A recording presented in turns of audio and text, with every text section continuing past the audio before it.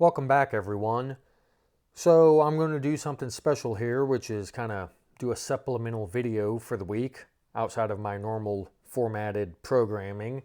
I'm going to try to do more of these to provide more content for you all, as well as to kind of just show you what I do on a day-to-day basis. So please bear with me with any technical issues, as well as know that this isn't going to be the general standardized formatted way I present things through a slide deck, but we're going to go over a few different websites and I'm going to talk to you, and it's going to still follow a path, but just bear with me. This is the first time I'm doing it. So one of the things I want to talk to you all about is just my investing process, my thinking process, how I go about things, how I look into things, and so on and so forth. And one of those things is US LNG, United States Liquefied Natural Gas, and more specifically, the exports. It's a theme I've somewhat paid attention to over the last couple of years and have done absolutely nothing about, nor even looked into too intensively. I've just, in the back of my head, always thought US natural gas is cheap. It's more expensive in other places. We make a lot. A lot of other places don't make as much. Why doesn't someone ship them a bunch of natural gas, LNG? And then that's about as far as the thought process went. And then in more recent times, I've been thinking to myself how to make money in this theme. What kind of legs does the theme have? How sustainable is it? And how to play it. Do you play the upstream drillers? Do you play the midstream pipelines? Do you play the downstream processing and refining facilities? Do you play the shipping and tankers? Do you play the subcomponent manufacturers such as compressor stocks? Like, how do you play it? And we'll get into that some, and actually shortly. And I've been eyeballing the LNG export facilities, and that's where my attention is being paid to. Now, one of the reasons, and I'm going to cover this in the upcoming video, my actual video this weekend, but in another video in a couple of weeks, about how I've been under the impression that we haven't built a refinery for decades, since the 1970s, because multiple people have lied to me because, well, quite frankly, they're ideologically bigoted and only represent reality insofar as it's flattering and confirming to their ego-invested beliefs. And I'm talking about people in my own echo chamber, people that I follow on the social media or listen to on podcasts. So they're not my enemy by any stance, but they are blinded to some extent in how they speak. So anyway, the reason I haven't been looking at the export facilities is a consequence of, well, we haven't been building any, so there isn't any to really look at. Now, of course, they failed to mention all the expansion projects going on, and they failed to mention actually all the ones that have been built. And that's quite unfortunate for me, because I've missed quite the move in companies. And so what we're going to discuss today is US LNG monthly report. I'm going to show you some sites I use and information I've come across that I find helpful. So this is intersection.io. I will put the link to this and others in the description for you to go to and for you to investigate and for you to look at, because they have other information. As you can see, this is, like I said, not my normal screenshotted slide. So we have U.S. weekly oil storage, oil production monthly, U.S. battery storage monthly, EIA drilling productivity, and on and on. So you can go to the site, visit it, and enjoy yourself. So let's get into the presentation. We're not going over all 29 slides, so don't worry. Here we go. U.S. LNG exports, up and to the right. Now, that's funny because I don't want to lead too much. So this upcoming video that I'm making is going to be titled something along the lines of, is Joe Biden good for oil?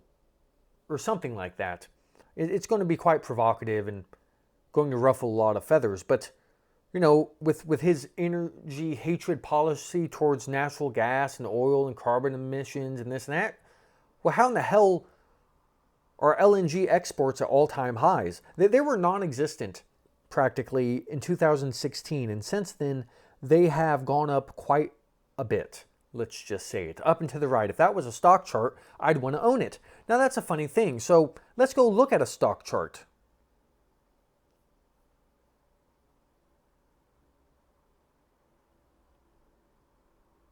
Here we have Cheniere Energy, which owns, I'm not going to get into the technicals, but they own or have a share, a stake in Sabine, excuse the pronunciations here, Sabine Pass as well as Corpus Christi. So since 2016, well, let's go look at 2016. Let's just, don't have to get it perfect. So they were $30 in 2016 when there was essentially no U.S. LNG exports. Now they're, so $30 to $171 is a 471% increase. Of course, all those gains got wiped out. 4 years of work essentially for nothing because of the COVID crash. So that all got wiped out. But what's interesting here, and this is really crucial. Oh, I forget I can actually interact in real time with things. So let's zoom in on this bad boy. And you notice these three humps. We got this hump in around 95, 94, 94, 95. Then you have this head and shoulders pattern from 2005 to 2008. Then we have the one in 2014. And then the one that we currently have in, if you will, 2022 and 2023. Now, let's go and look at natural gas. So here we have natural gas, kind of peaks in early 2000s. It's not even noticeable on the Cheniere chart. Then we have that head and shoulders that we talked about. Head and shoulders, 2004, 2008. All right. And then we have the final hump that we saw on the LNG chart. Cheniere, I need to call it Cheniere because it's going to be too confusing calling it LNG. 2014, we have a bump. And then each time, when you see this massive dive down in price, so does the share price of Cheniere. Same thing here. 2014, it peaked February 2014, bottomed out in March of 2016. What happened to Cheniere? Peaked out in September of 14, bottomed in February of 2016. So it lines up. Now, something interesting is happening here, because if we go back and look at the natural gas chart, Henry Hub, we see that natural gas peaked out in August of 2022. So call that 1 year and 2 months ago. And then it bottomed out so far in April of 2023. So if we go back and look at this chart, bottomed April of 2023. Cheniere had a pullback up to June, let's call it May, June of 2023, and then it's rebounding. But the amount that natural gas is rebounding, if you will, which I wouldn't call it that at all, and the amount that Cheniere has bounced back is disproportionate. So you might be asking, why isn't it going down? And why did it not go down as much as the natural gas did in proportion? I mean, you can see that these, in 2004, 2008, and 2015, it fell from $6 down to $1.75. We'll just call that a 70% fall. 70% fall. And then from the peak to the trough is a 70% fall. But if we go back in this last cycle, hint, hint, something has changed. It peaked out at $8.81 and bottomed at $2.15. Let's just call that a 75% fall. But as we've noted, it fell only roughly 20%. Let's see if we can get it here. Anyway, we'll just call that 20%. It was. And so what's different this time? And then the answer is LNG exports is what's different this time. Remember, the chart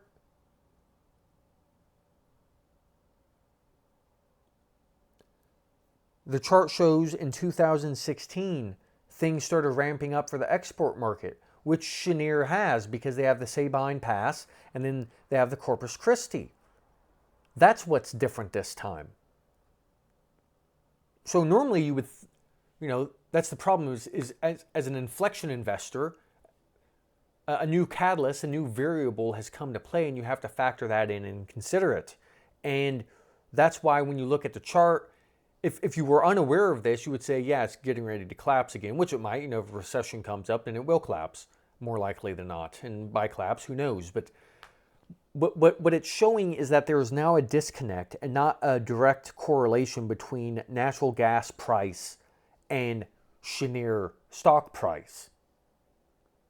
That is the important distinguishment because now they're differentiating themselves by exporting.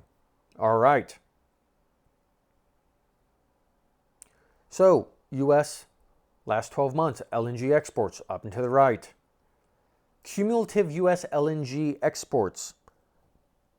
I mean, is that not something? I mean, and I was thinking about this, say, 2020, and I was like, well, we haven't built any, we're not building or developing or growing our oil refineries. So I was like, well, why would we be doing anything with LNG? So what I'm getting at is I've completely missed the move. Now, that doesn't mean that the move's over. It just means probably means I missed the move. I'm not going to get involved, unfortunately, or at least not with Cheniere.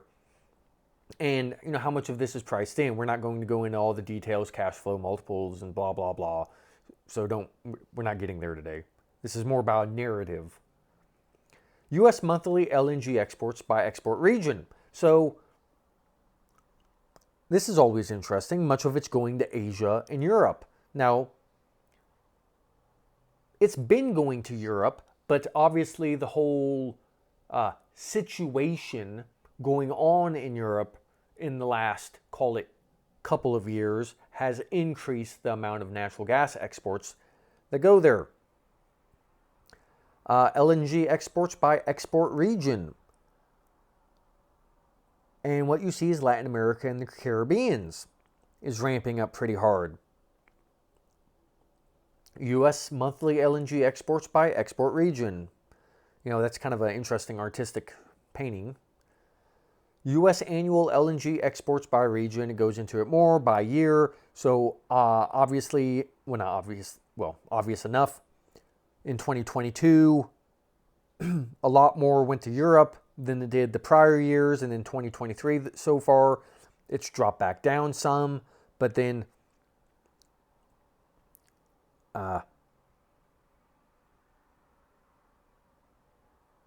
so Europe and Asia, essentially.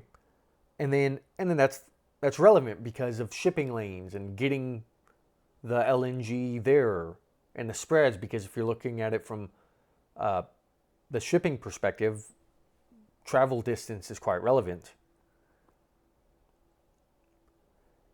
Last 12 months, U.S. LNG exports by destination country.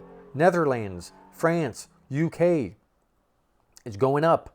A lot of the others have been going down for the year or since 2020, but those places are seeing a pickup.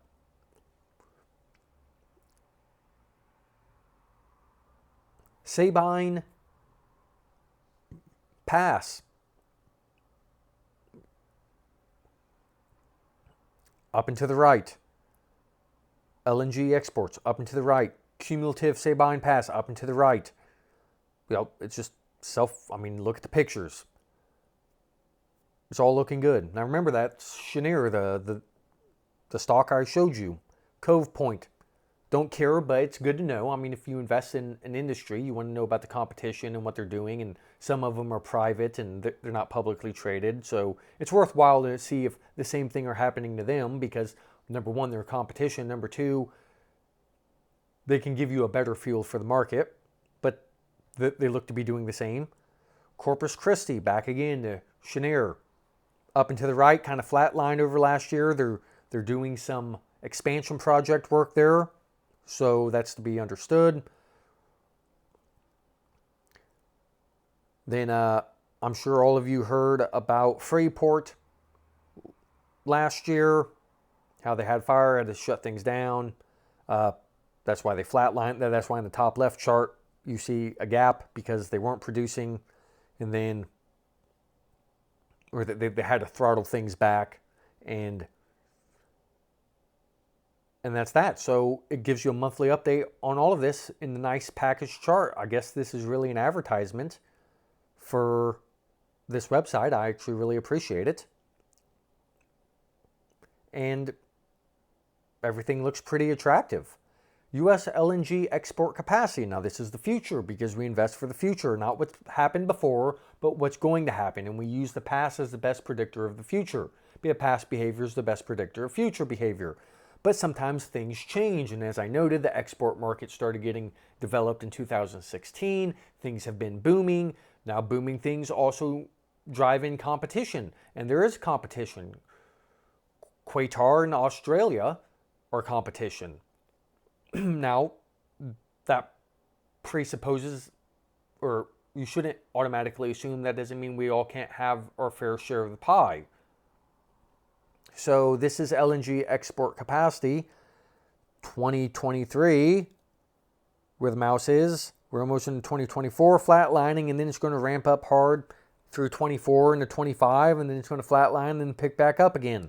That's the expectation. This is a picture of what to expect. Of course, we're concerned with the Corpus Christi and Sabine Pass. And then you have these other names. Some of them I do not know how to pronounce. That plaque mines, a lot of these are private. So as a public stock investor, you're not going to get involved. And Port Arthur, Rio Grande. But we're primarily concerned with the Sabine Pass and the Corpus Christi. And that's that for this slide. So let's go on to the next site. The Cheniere Energy, third quarter 2023. What we have going on here? Yet again, we're not going to go through all these. We're just going to briefly overlook them. The CCL Stage 3, Corpus Christi Liquefaction Stage 3, total project progress reaches 44.1%. First LNG potential by year in 2024. So, the question is future events get priced into the market at present times. So then you have to ask yourself, is it priced in? And well, that's up for you to decide. Then long-term demand forecast highlights need for new LNG capacity. Global LNG supply and demand outlook to 2024. I mean, make of it what you will. Looks promising. Yet again, just because there's just because there's demand, that doesn't mean that supply can't swamp it and then make your investment worthless. We've seen that time and time again. Like at the cannabis industry. See what happened there.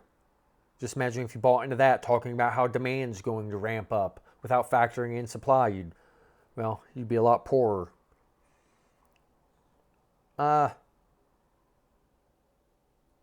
I feel like, here we go. This is what I want to get to.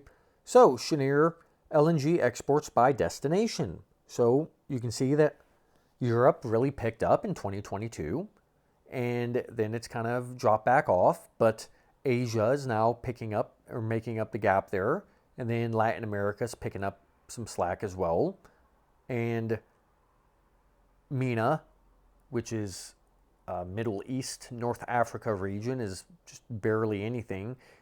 seemingly something happened there in second quarter of 2022. So that's fine. That's fine. Then the Corpus Christi LNG terminal in the Sabine Pass, liquefaction. And they've had multiple expansion projects, working on expansion projects. So that's nice. Fine and dandy. And I believe that's all I'm covering on this slide. Let's see what this shows. Now, I want to go farther back because the revenues have really ramped up, I believe, for Cheniere over the last few years, which explains the earnings, the dividend increases. They're doing some share buybacks.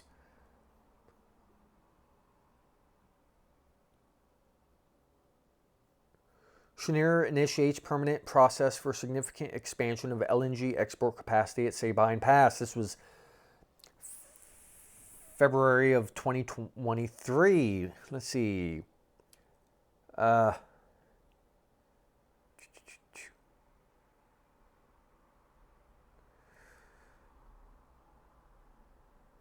Yeah, the SPL expansion project is being designed to include up to 3 large-scale liquefaction trains, each with a productivity capacity of approximately 6.5 million tons per annum. MTPAs.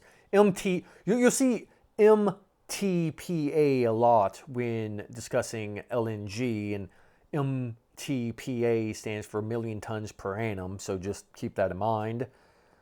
So production capacity of approximately 6.5 MTPA, reliquefaction unit with an approximate production capacity of 0.75 MTPA, and 220 cubic meter LNG storage tanks. Just, information, boring stuff probably if you're still watching, so we'll skip over that. Just piece of information on what's going on. And then I think I have one more thing to show you. Yes, I do. This is the EIA natural gas weekly update. And pipelines to Golden Pass LNG and Port Arthur LNG. Then we have natural gas spot price. We already looked at the price, but let's look at it again because price is everything. And we see the big drop down from $10 all the way to $2, and then it picked back up to $3, and now it's smashed back to, I think this is the end of September.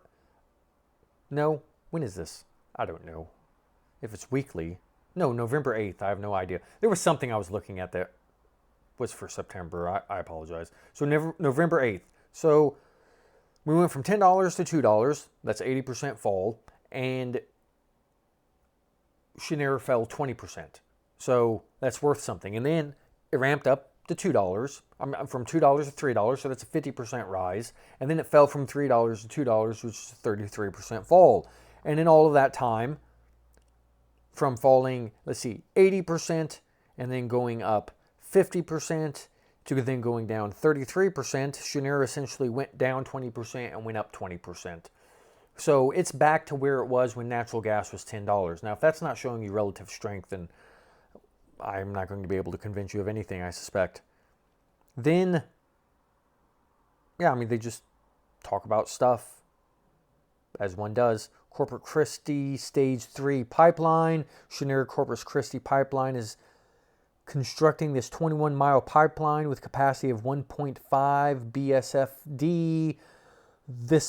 The pipeline will be co-located with an existing pipeline originating at the Sinton Compressor Station in San Patricio County, Texas, and will deliver natural gas from pipeline interconnections to the Corpus Christi Stage 3 project.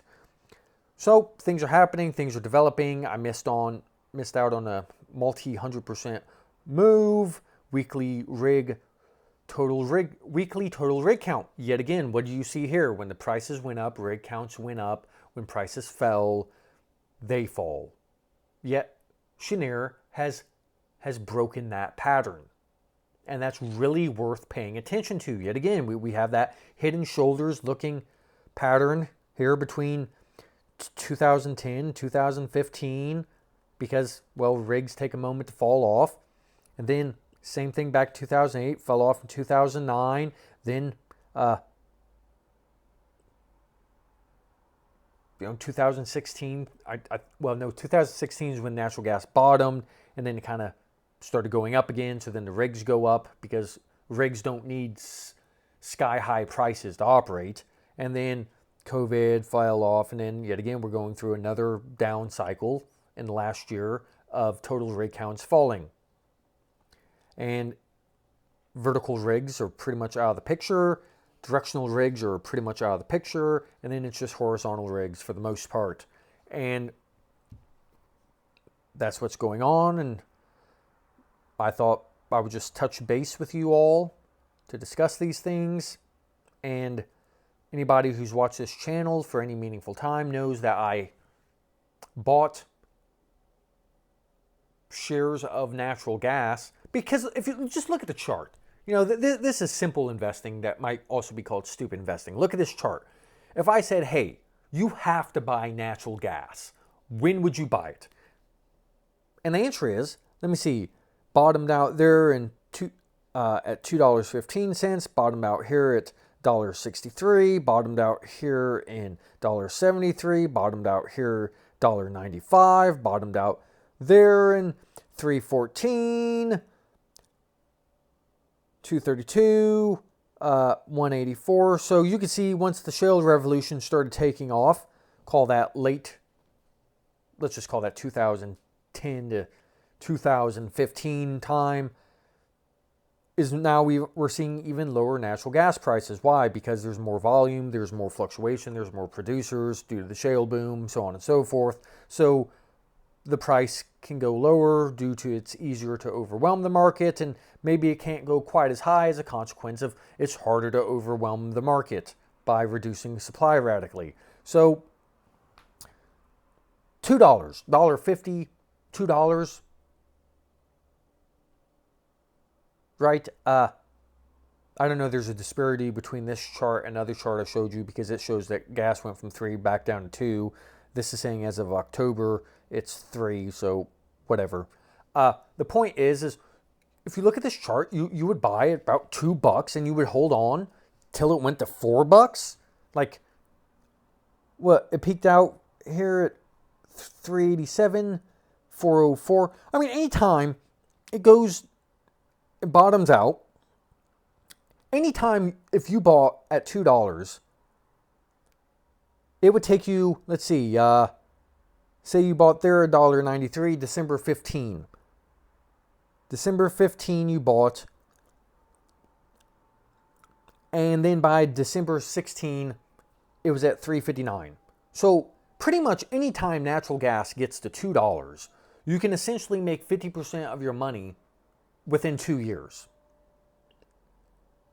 In the last 3 instances, it fell to 218, then it's at 3, so that's almost 50%. We'll see where things go in the next couple of quarters, but normally anytime it hit, I mean, it didn't hit 2 back in the day, so it hit 219 there. September 2001, it hit 219, and then, well, certain things happened in September of 2001, so it didn't take long for it to ramp up. And even when it hit, let me see, here we go, hit $1.89 in March of 1997, and then by November of 1997 it hit $3. So you made your 50% in months. And then say you missed that opportunity because you got greedy, you'd have another opportunity in 99. So yet again, 2 years. Anytime it hits $2, within 2 years, historically, you'll make 50% of your money. You don't need to leverage up. It's volatile enough. That's why they call natural gas the widow maker. People, front month contracts, calendar spreads, they get fancy, they put leverage on it, blah, blah, blah. I've just shown you since 1997, had you bought natural gas at $2 and held on to it, that's what I did.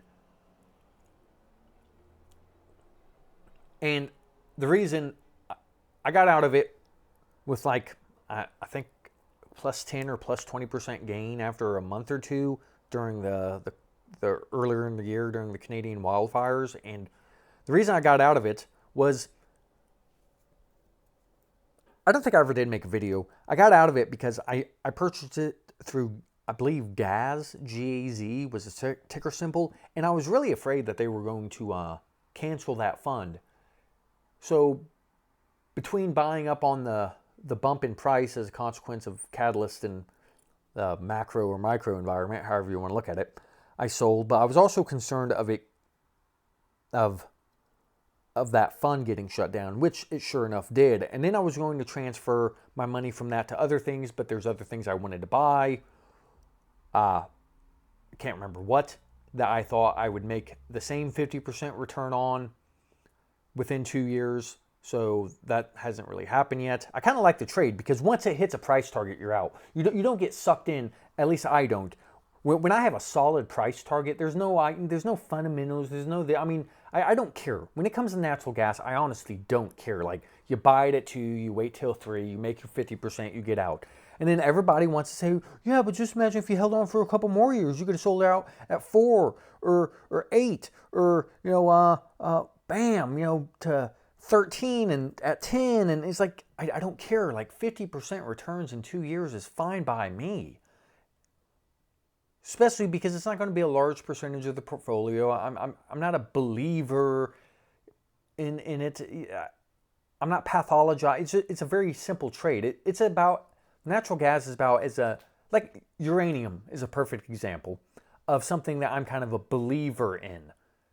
And that's going to possibly hurt me when it comes to profit taking. I'd like to say that I'd be smart enough to recognize when rate of change is slowing down or macro conditions have changed or excess supplies coming online, but then I might try to justify it. Well, I think that excess supply will get absorbed. Like, really? I guess it's not called excess for a reason? So this is just me kind of going on tangents. I don't know if you'll enjoy this or not, and probably none of you are watching. I quite often ask myself, well, I do this for myself first and foremost, but verbally processing is a real way to communicate your ideas and better refine them and think. Talking out loud is thinking. For any guy who's listened to a woman go on for an hour, or even a friend, a male friend, go on and they just spew out a bunch of stuff and they're thinking through stuff, but they have to say it out loud. It's verbal processing. You can Google it. And these are just my thoughts. So I'm pretty much done here. So thank you for watching, and until later this week.